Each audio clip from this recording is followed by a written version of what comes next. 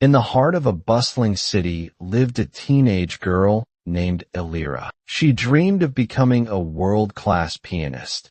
Not to be famous, not for flashing lights or roaring crowds, but to move hearts. She wanted to create the kind of music that made people stop, close their eyes, and feel something real. Her father, once a street violinist, had told her when she was small, "A real musician doesn't play for crowds. She plays because the music inside won't let her rest." Elira lived in a cramped apartment with peeling wallpaper and a second-hand keyboard missing 3 keys. While her classmates spent their evenings on social media, watching trends and chasing distractions, Elira sat in her room, playing the same scale over and over until the stars outside her window faded with the coming dawn.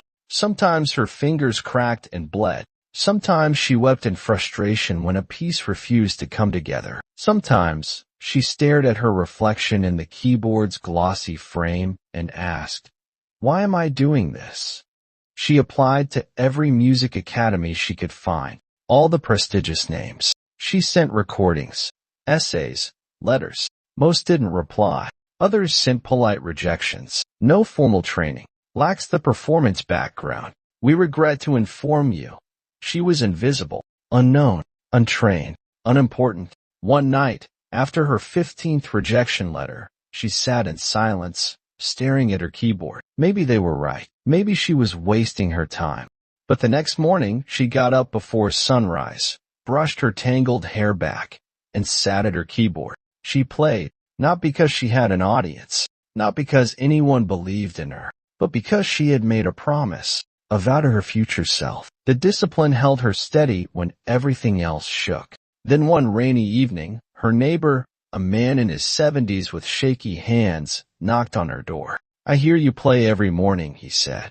"My wife, she has Alzheimer's. She doesn't remember me most days, but when she hears your music, she smiles. Would you come play for her?" Elira froze. She wasn't used to performing, not outside her bedroom, not in front of people, but she said yes. The next morning, she sat by the old woman's bedside, her keyboard plugged into a tiny speaker. She played Chopin, then a soft lullaby she had composed herself. The woman didn't speak, but tears slid down her cheeks as her fingers curled softly to the rhythm. When Elira finished, the woman whispered, "It feels like home." That moment changed Elira, not because she felt important, but because she realized something deeper. Music isn't about fame. It's about service. It's about presence. It's about giving your gift, no matter how small, to someone who needs it. So she kept playing. She began performing at hospitals, at homes for the elderly, at shelters. Her audiences were people without followers, likes, or stages, just tired souls in need of light.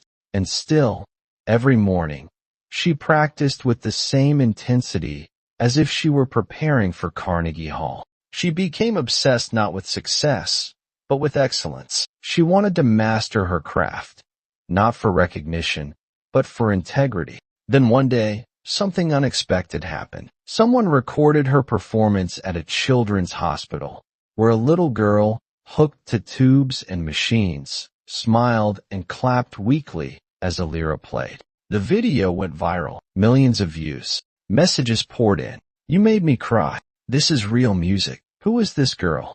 Suddenly, doors flung open. Scholarships, interviews, invitations. But when a reporter asked her, "When was the turning point? When did your journey really begin?" Elira didn't mention the viral video. She smiled and said, "It was the morning I practiced after crying myself to sleep. The moment I played for no one, yet gave everything. That's when I became a real pianist." Moral: discipline is not glamorous. It's quiet.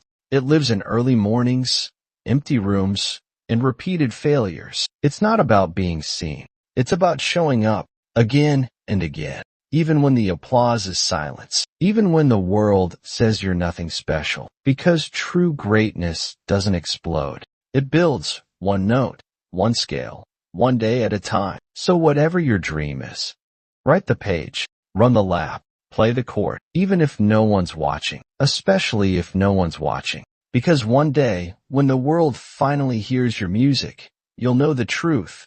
You didn't get lucky. You got disciplined. Like, share, and most importantly, act. Your greatness is waiting for your consistency.